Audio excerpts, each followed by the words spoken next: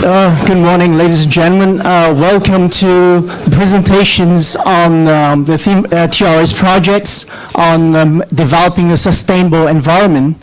And this morning we're going to have 3 presentations in this theme, all of which are in some way related to light emission or light absorption devices and materials. So without further ado, I will invite the first speaker, Professor Vivian Yam from Hong Kong U, to give her talk. Thank you very much. Yeah, thank you very much for a kind introduction. So I understand we have panel members from the RGC, so thank you very much. And also thank you very much for the public to come to listen to this talk. So I'm Vivian Yam. In fact, I'm just a project coordinator, and it's really my pleasure to give a talk on behalf of the project team on challenges in organic photovoltaics and light-emitting diodes, a concerted multidisciplinary and multi-institutional efforts. And as you can see, it's a collaboration amongst 5 institutions with the University of Hong Kong as the coordinating institution, and City University, Hong Kong Baptist University, Hong Kong Polytechnic University, and the Hong Kong University of Science and Technology as the participating institutions. And these are the 7 co-principal investigators, and actually I will introduce them later on throughout my talk. And so if you look at the world energy consumption today, the annual global energy consumption now is something like 15 terawatts, and about 80% of that is coming from burning of fossil fuels. And by the year 2050, we are expecting that the annual global energy consumption would rise to something like 27 to 33 terawatts. And so there's a grand challenge in front of us. So there is a global demand of energy, particularly there is a growing population as well as the rapid economic growth, particularly in India and China. And in fact, China has become one of the largest consumers of energy in the world. And we are facing upcoming issues like the upcoming depletion of fossil fuels. And although we still have reserves, but you could imagine that even if we are going to use the reserves, there's huge annual CO2 emission. And this has created a problem of global warming and climate changes. And so there's really an urgent need and pressing demand for a low carbon or carbon neutral source of energy. Now, so of course, one way is to develop clean, renewable energy. And of course, you have different options like solar, wind, biomass, hydroelectric power, geothermal, and so on. But actually, solar is most attractive, and actually our team will be mainly focusing on solar energy, as I will elaborate more later on. And another one is, besides developing clean renewable energy, it would be nice if we can find some more energy efficient processes, particularly for lighting. It now takes up around 19% of our global energy consumption. So if we can replace, for example, the incandescent light bulb for lighting, then probably it will help to save some energy. And in this regard, our team would mainly focus on white organic light-emitting diodes. So why solar? Now, solar actually is most attractive source of renewable energy because it's abundant, it's clean, we have unfailing supply, and in fact, there are more energy from the sun that hits the earth in an hour than all that is needed on our planet in an entire year.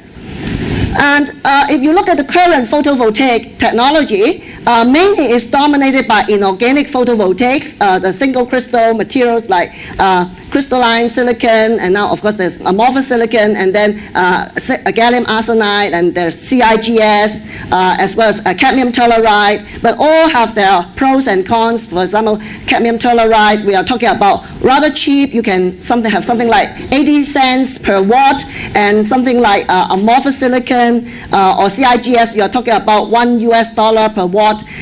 But then for cadmium telluride, there's also the environmental problem, and for silicon-based, there is also a problem associated with that. It's a high manufacturing cost, and also there are competition in industry for silicon.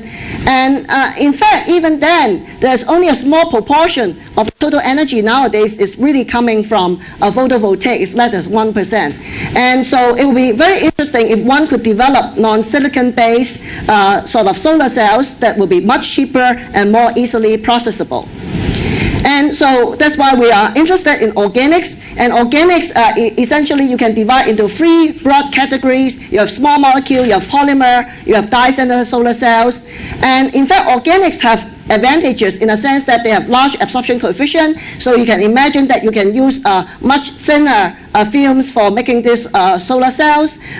They could be put on flexible substrate by roll-to-roll printing, and this would be very cheap and easy processable in terms of if you use like printing newspaper printed onto these electrodes. And then you can also have transparent for decorative purposes and many others advantages.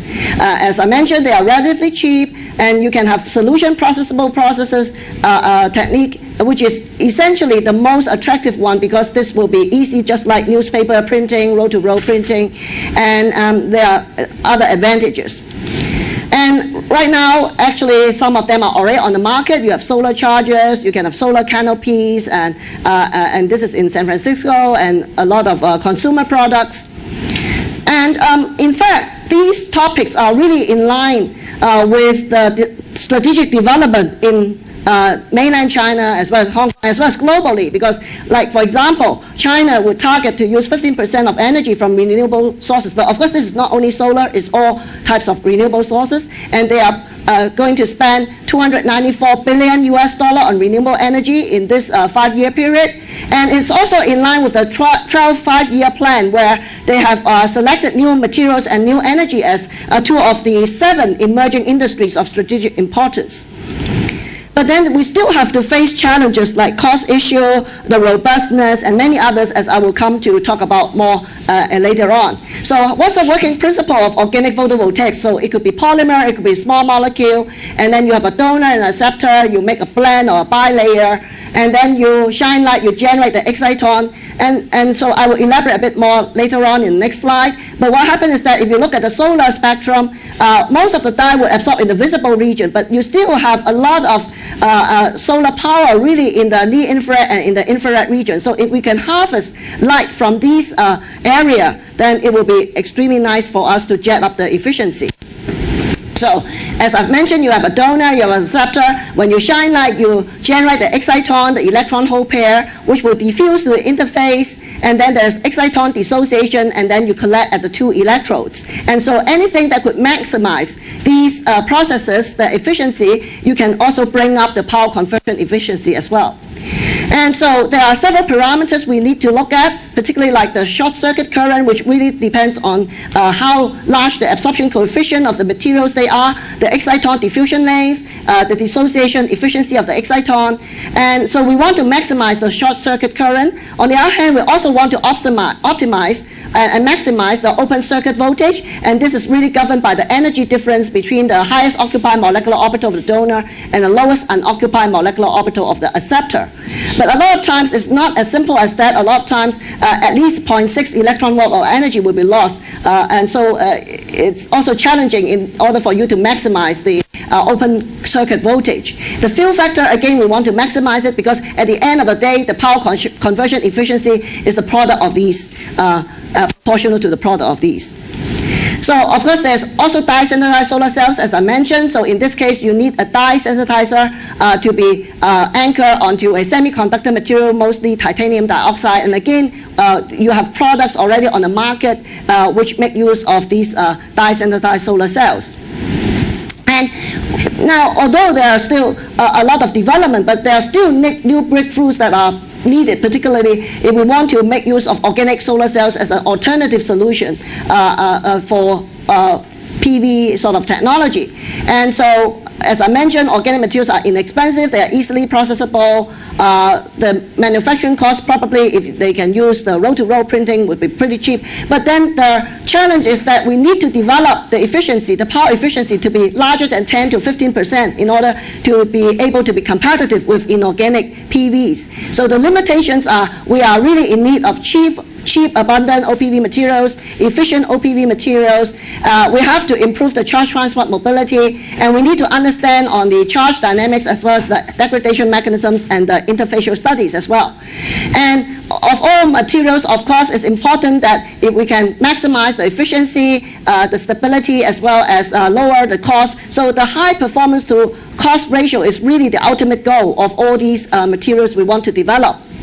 Now, as I said, besides the solar cells, energy efficient lighting is also very important. As I mentioned, it takes up around 90% of global power right now for lighting. Right now, a lot of people are still relying on a very old technology like incandescent light bulb, of course, by Edison, where 90 to 95% of energy is really consumed as heat. So it's a very inefficient process, actually. And so there's ample room for us to reduce the energy and environmental costs by generating light systems that are more energy efficient. Particularly, you know, Hong Kong has a lot of lighting, particularly during this season when we have a lot of Christmas decoration lightings along the Victoria Harbour.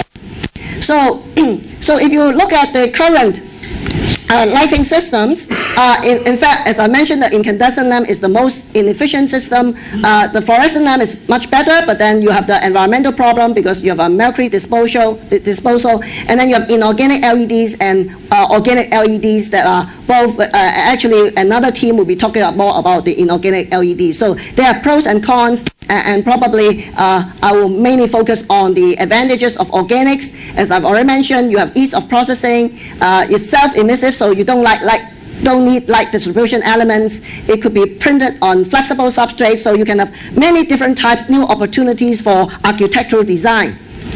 And so you can also print it on fabrics, on flexible materials, and so a very attractive, many new opportunities here.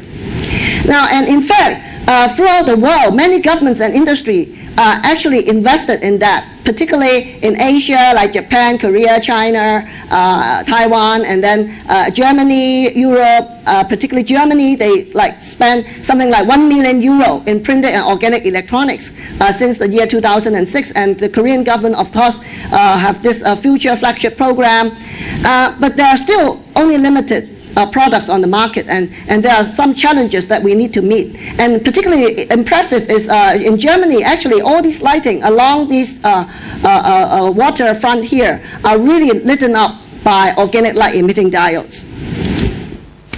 And of course, if you want to have the white solid-state lighting, you need the red, the green, the blue, the RGB, or you can have the blue plus the yellow. Or if you need a better white, you can mix the RGB plus the yellow as well. And since you have the RGB, in fact, you can also, as you know, currently on the market, you also have a lot of display, full color display coming from organic light emitting materials like mobile phones and so on. And of course, a very impressive, recently LG announced the 55-inch curved OLED TV. And so you have a lot of these on the market that have particularly promising potential. And so how would the organic light emitting devices operate? So we have a emissive layer, and then you have the electron transport layer, hole transport layer, sandwiched between two electrodes. And then actually in the next slide, I will show you that, so you have the emissive material, you have the hole transport layer, the electron transport layer could be separate or together with the emissive layer, and then you have the anode and the cathode, and when you inject an electron from the cathode and inject a hole from the anode, then you generate the exciton, and these exciton will recombine, and when they recombine, they will give off light. So anything that could maximize, again, some of the efficiency of these processes will be ideal.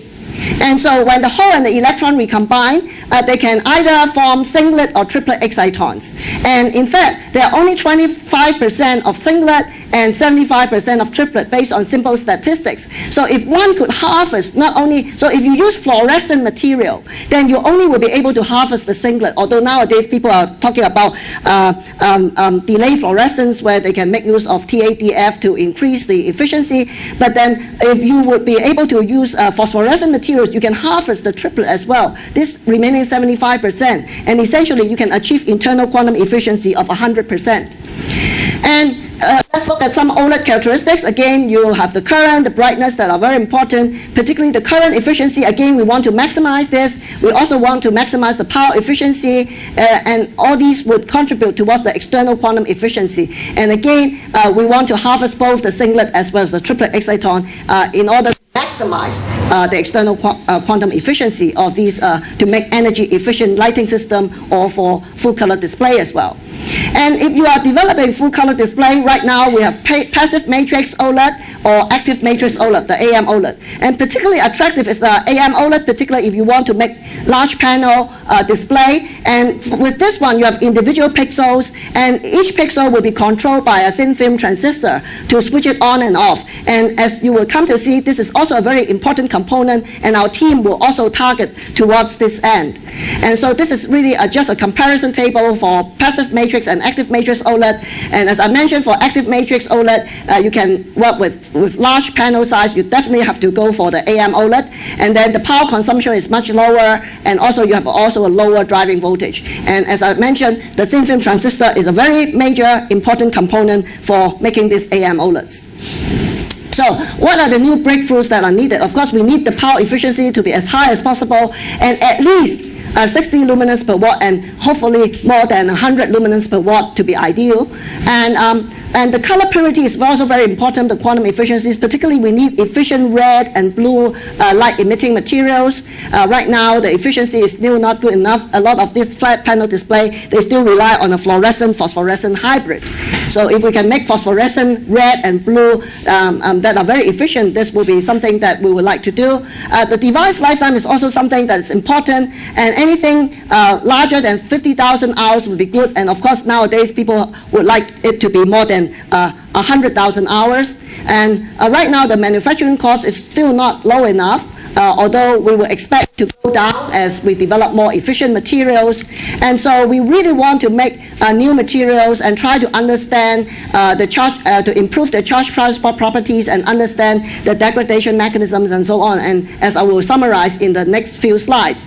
So the mission and goal of this project is really to bring about multi-institutional effort as well as interdisciplinary sort of expertise to come together, working together with industry, and we want to develop libraries of new patentable OPV and OLED materials and processes. And particularly, we would like to create Hong Kong-owned as well as national-owned IP rights and patents, because you don't want to always pay the primary patent to license patent from overseas. If we can have our own, it would be very nice. And of course, as I've already mentioned, we have multidisciplinary and multi-institutional effort. We would like to provide knowledge and technology transfer. We will educate, as this morning Professor Chung did mention, that we would like to educate the students, the public, and the next generation of scientists, and so on.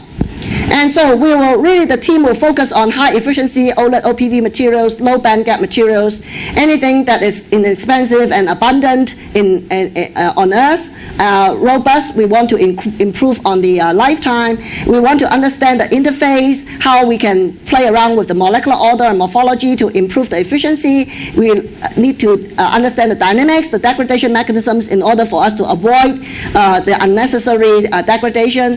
And we like to advance device engineering as well as printing technologies in large area devices. And so here is really a summary slide where we have the 5 institutions coming together with industry, international and national collaborators together with NAMI and other science partners for this project to work on these topics where we will be able to develop our own IP rights and patents and get industrial competitive technologies. So here I don't want to elaborate more because I already have mentioned this. So these are some of our goals in 4 broad areas, in the area of OLED, OPV, interfacial dynamic studies, as well as developing industrial competitive technologies. So let me show you some of the highlights of our latest progress as well as achievements. In the area of highly efficient OLED materials, as I've mentioned, we are particularly interested in phosphorescent materials because with that we can do triplet harvesting, and ideally, theoretically, we can achieve 100% internal quantum efficiency. And in that regard, we have made some gold materials, molecular gold materials that are strongly phosphorescent. In fact, people would ask, gold materials, usually they will easily photo-reduce. They are not very stable, but actually the decomposition temperature is 400 degrees, so they are very stable. And they have also high photoluminescence quantum yield of around 60%. And even with 50% dopant level, they go down to only around 40% in terms of photoluminescence quantum yield. So they are very brightly emissive materials, phosphorescent materials, and we can fabricate multi-layer OLED devices out of these, and with the 50% dopant level, we can achieve a very nice saturated yellow with a CIE coordinate of close to 0.5, close to its 0.5, 0.49, a very nice saturated yellow color. And as I mentioned, if you need the white light, you need to you can mix the yellow with the blue. Or even if you have the RGB, the red, the green, and the blue, you also want to mix the yellow in there to make a better white. So yellow is also very important. And as you can see, this color purity is very nice. The CIE coordinate is lying on this saturated yellow color. And these are some of the device performance. It's a solution processable phosphorescent OLED device, and now we can reach more than 10%, and we are still in the event of optimizing our materials as well as the device structure, and we are able to have some decent performance. Although these are not as great as some of the iridium system, but actually they are comparable to so this is our compound, it's comparable to the iridium system where they have external quantum efficiency of 16%, we are 10. But mind you, the iridium system have been developed for more than 15 years, and people have been optimizing it in terms of the energy match with the whole transport, electron transport material, and all that host material. And here is a totally new class of gold materials that we recently developed, and I think there's still a lot of room for improvement in that sense, in bringing it to even better efficiency. And we have owned the IP right of these gold materials. And recently, we can also extend the work of not just yellow, we can make different colors, and particularly this is a red material with a very nice CIE coordinate of 0.64, 0.36, which is really the NTSC red color that we developed. And as you can see, this is the red color, but I think there's still room for improvement for increasing the efficiency. Right now is something like 3.6 to 4%, but I think this is just the first trial of a first compound with a red emissive material. We will be able to maximize it even further. And we were able to develop, besides the red, the yellow, other colors as well. And if you look at the CIE coordinates, we have a very nice red, very nice orange, yellow, and so we still need to focus more to make better blue color materials. But these are all Hong Kong-owned patents. Now, besides that, Professor Chi's group has been working a lot on this, pioneering the work of platinum-2 species, again phosphorescent platinum-2, where he made use of a tetradentate one ligand, and then there's no isomerization problem. Now, with the gold material, we also have no isomerization problem, but with the iridium system, a lot of times there are isomers, the facial isomer and the meridional isomer, and there's a problem of isomerization.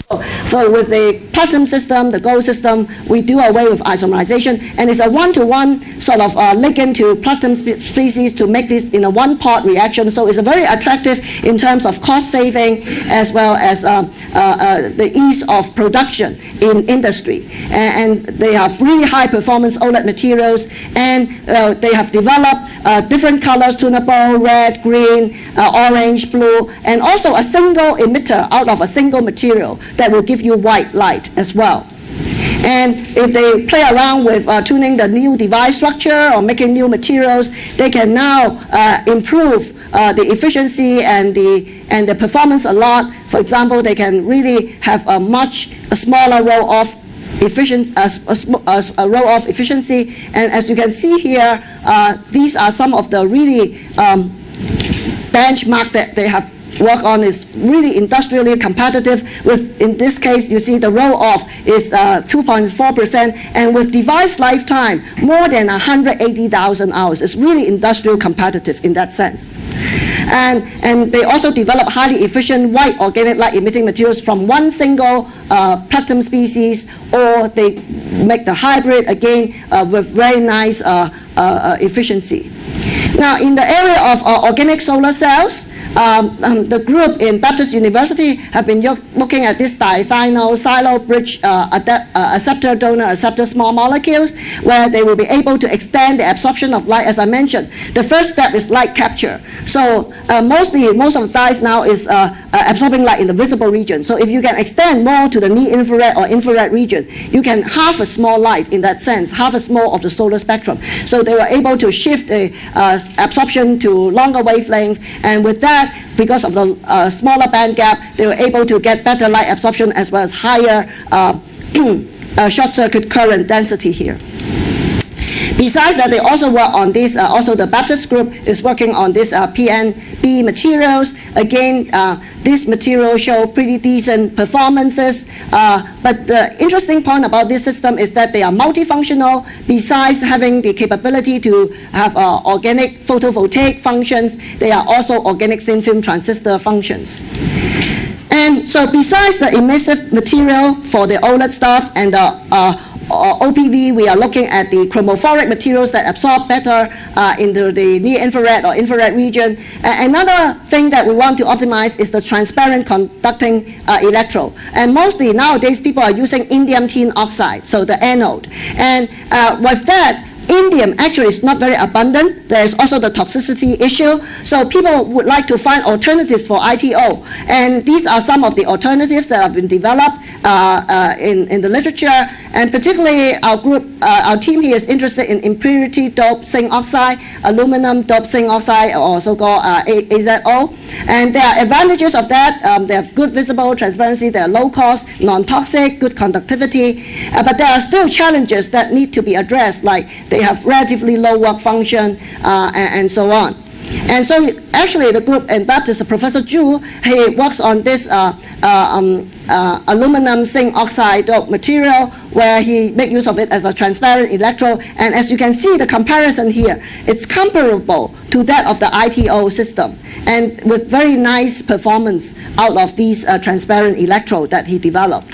And if you look at the degradation behavior, it's even more encouraging because they are very stable as compared to the ITO, which drops off very dramatically with UV exposure. The team of Professor Xu Ya in Hong Kong Polytechnic University, he also play around with the device structure and so on, and he was able to improve the power conversion efficiency by making use of this gold nanorods. And he can achieve something like close to 8% power conversion efficiency. And indeed what he did is, with the use of this gold nanorods, he can improve the charge collection as well as the light absorption. And the team at Polytechnic University also works on flexible electrode, transparent flexible electrode, particularly with graphene doped into it to make this flexible. And the attractive thing is being not only flexible and lightweight, but they have very high air stability even without encapsulation. And so these are the material that they developed. And so besides the electrode, besides the light absorbing materials, the acceptor, so the acceptor is also very important. The acceptor mainly is people making use of fullerenes, PCBM, and right now fullerene production, they are still quite expensive. And actually the team of Professor Ng at Hong Kong UST, he's a chemical engineer, so he optimized the synthetic process, the processing processes, and also the purification and separation, and he was able to get his product with much better purity compared with commercial products, as well as the cost is lower than those of even the lowers that are commercially available. So again, he will, if you have any question, he will answer more of that later on. So besides looking at the materials, the electrodes, the donor, the acceptors in terms of solar cells, we are also very much interested in the interfacial studies as well as dynamic studies. And the team of Professor C.S. Lee at City University particularly have been looking at ITO. I mean, most people, as I mentioned, make use of ITO as the anode, but actually he found that ITO is not really very good in terms of performance. Particularly, a lot of times people would treat it with UV ozone. And actually he found that with UV ozone treatment, actually they will degrade the organics much faster. They will accelerate the degradation of the organics. So in this, he showed that indeed the ozone-treated ITO is not an ideal sort of substrate. And he also made use of charge transfer complex, where you have a donor acceptor, and with the charge transfer complex, you can have absorption in the infrared region. And with that, he was able to generate power with wavelength greater than even 1300 nanometer. And he can make IR solar cells out of these charge transfer materials there. at the interface. And he can also make black molybdenum oxide materials by annealing processes. So this is the pristine molybdenum oxide, and by treatment of annealing, he ended up with these black materials that will absorb strongly in the infrared region, and by doing so, he was able to show photovoltaic response even in infrared irradiation, and he can also use it for infrared detector as well. Now, as I mentioned, besides these, we would like to develop industrial competitive technologies for these devices. And Professor Kwok Hoising in Hong Kong University of Science and Technology, he is particularly looking at the thin film transistor. As I mentioned, we need the active matrix AM OLEDs. Particularly if you want to have the display, you need to have this thin film transistor technology. And right now, I'm sorry, it's a little bit difficult to see. Right now, people are using these techniques here, but they all have pros and cons. This one, the ELA, is good for small OLED as well as LCD panels, but they are very costly to scale up.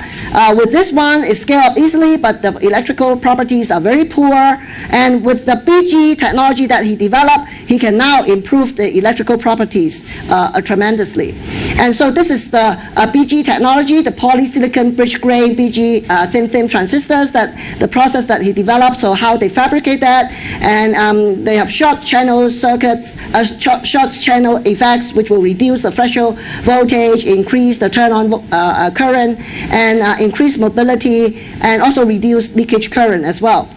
And so these are some of the performances with high dielectrics, and you can see that indeed, actually, I'm not an engineer, so if you have questions, please direct to Professor Kwok. But actually, for his BG technology, the impact ionization at the drain end of the channel actually is reduced using this BG technology. And he can end up with pretty large drive current as well. And this is the 4-inch full-color AM OLED that was fabricated in his lab using his BG technology. So this is a very nice 4-inch full-color AM OLED display.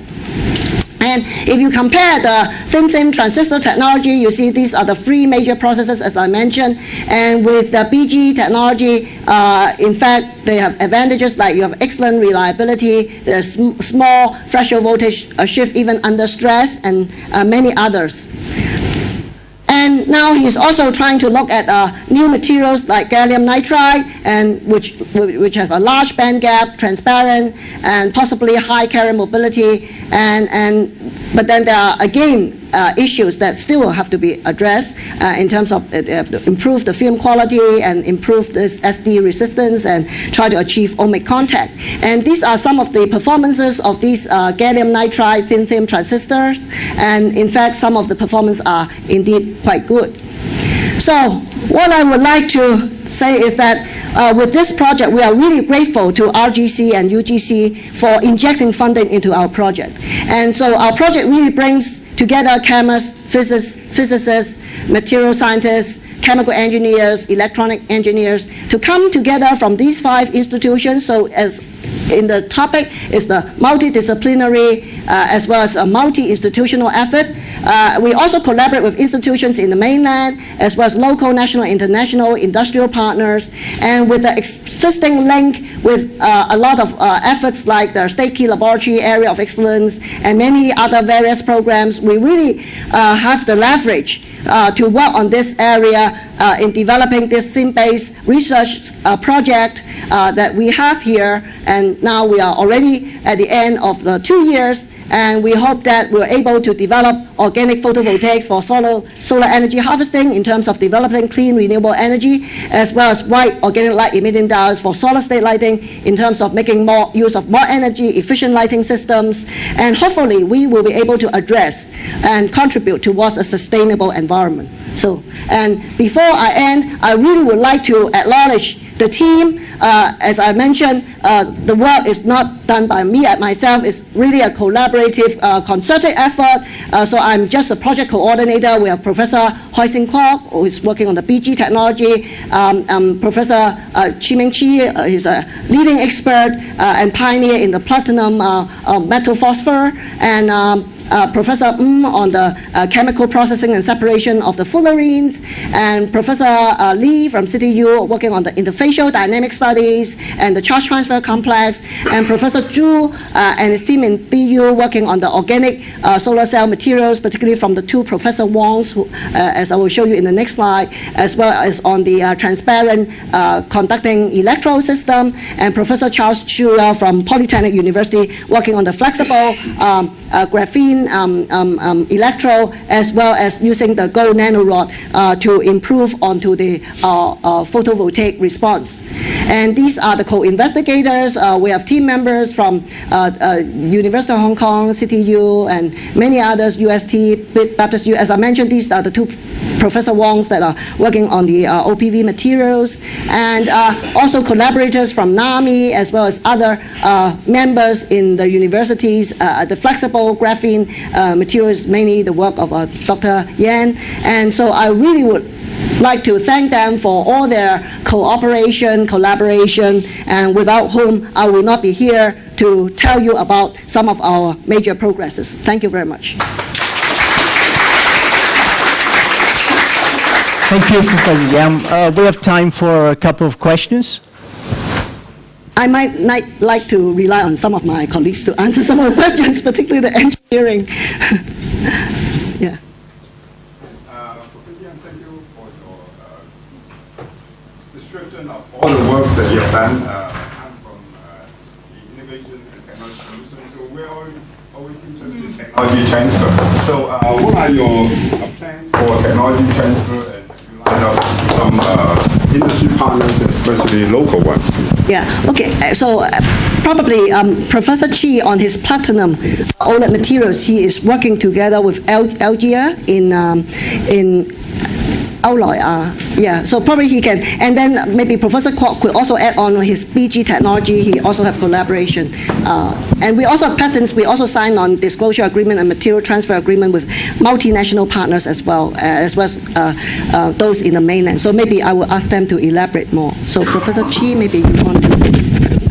Yeah, I think that we have already partnered with the national company, say in Fusan. They are building up the laboratory for industrial testing. And of course, we also collaborate with international company, say in Germany, for some of the applications. And yeah, this is as far as to the local company. I think that would be because of the if the OLED now, if the power efficiency, now right now the EQE is already over with our materials over 40% EQE. Now with the outcoupling technology developed by Korean scientists, one would expect the EQE would be quite easily over 50% to 60%. If you have the EQE over 50 and 60%, that means you are actually outcompete the LED technology. And also the lifetime for the OLED now is over, could be easily over 200,000 hours. And also with the recent bending of the pattern of UDC, due to the international, now in Germany, actually in Europe, it just recently announced the bending of the UDC original pattern on irradiant emitter based on the work jointly published by Hong Kong U and Jilin University in the year 1997 on the original work on the osmium emitter. So that means the UDC pattern already been banned, original pattern. So there would be open up the whole gate area for new development of new materials. I'm pretty sure that with this kind of judgment, say in China, they will also ban the UDC original pattern. So I think you will expect quite an exciting development, and certainly there would be, I would guess, the local venture capital.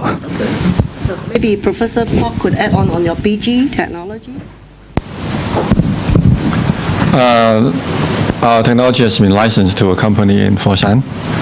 And also recently, just I think last week, we signed an agreement with China Star in Shenzhen, CSOT, to do some joint collaboration work. And we have also signed an NDA with BOE in Beijing and Tianma in Shanghai. So we are doing quite well in tech transfer. Yeah. We'll probably take one more question. Yeah.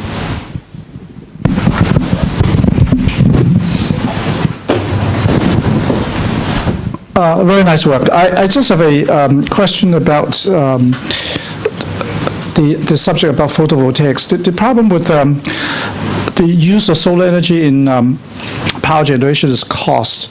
And the cost is not really the cost of the solar cell itself. It's the balance of the system. In a typical installation, you're talking about somewhere between 60 to 90% of the cost is the balance of the system. So how would organics change this picture? So maybe I have to rely on Professor Zhu. So I don't think organics is going to overtake the inorganics, but it will be a sort of alternative. So maybe Professor Zhu?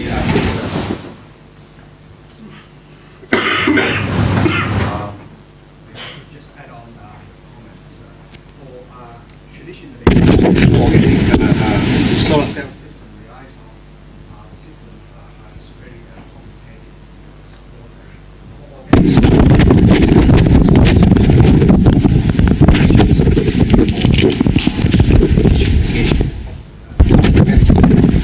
So really, for the organic systems, we're looking at new market sites like flexible applications, solar sheets, and solar panels. So it's really not to really compete with the traditional silicon panels. So really, we're targeting to a new way. For example, and plastic applications where the cost can be significantly reduced compared to the conventional panel technologies.